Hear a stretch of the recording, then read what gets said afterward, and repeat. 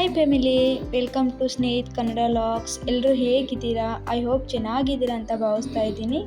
ಇವತ್ತಿನ ವಿಡಿಯೋದಲ್ಲಿ ನಾನು ನೆಸ್ಲೆ ಸಿರ್ಲೆಕ್ಸ್ನ ಹೇಗೆ ತಯಾರು ಮಾಡೋದು ಅಂತ ಹೇಳ್ಕೊಡ್ತಾ ಇದ್ದೀನಿ.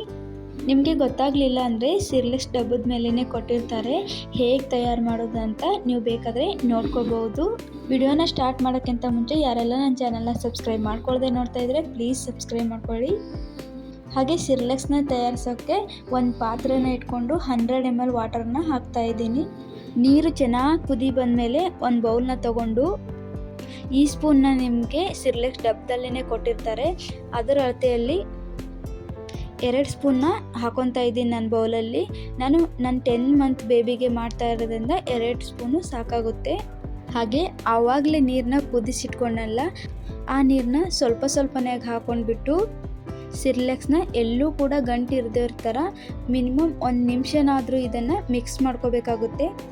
ತುಂಬ ತೆಳ್ಳಗಾಗೂ ಕೂಡ ಇರಬಾರ್ದು, ತುಂಬ ಗಟ್ಟಿಯಾಗೂ ಕೂಡ ಇರಬಾರ್ದು. ಒಂದು ಮೀಡಿಯಮಲ್ಲಿ ಇದನ್ನು ಕಲಿಸ್ಕೋಬೇಕು. ನೋಡಿ, ಇವಾಗ ಗಟ್ಟಿಯಾಗಿದೆ ಅಂತ ನಾನು ಇನ್ನೊಂದು ಸ್ವಲ್ಪ ನೀರನ್ನ ಹಾಕ್ಕೊಂಡು ಕಲಿಸ್ಕೊತಾ ಇದ್ದೀನಿ. ಈ ಸಿರ್ಲೆಕ್ಸ್ನ 6 ತಿಂಗಳು ಮೇಲ್ಪಟ್ಟ ಮಕ್ಕಳಿಗೆ ಮಾತ್ರ ಕೊಡಬೇಕು. ಹಾಗಾಗಿ ನಾನು ನಮ್ಮ ಪಾಪು 10 ಮಂತ್ ಬೇಬಿ ಆಗಿರೋದ್ರಿಂದ ನಾನು ಕೊಡ್ತಾ ಇದ್ದೀನಿ. ಹಾಗೆ ಬೇಕಾದರೆ ಈ ಸಿರ್ಲೆಕ್ಸ್ಗೆ ನೀವು ತುಪ್ಪನೂ ಕೂಡ ಆ್ಯಡ್ ಮಾಡ್ಕೋಬಹುದು. ತುಪ್ಪ ಆರೋಗ್ಯ ಕೂಡ ತುಂಬ ಒಳ್ಳೆಯದು.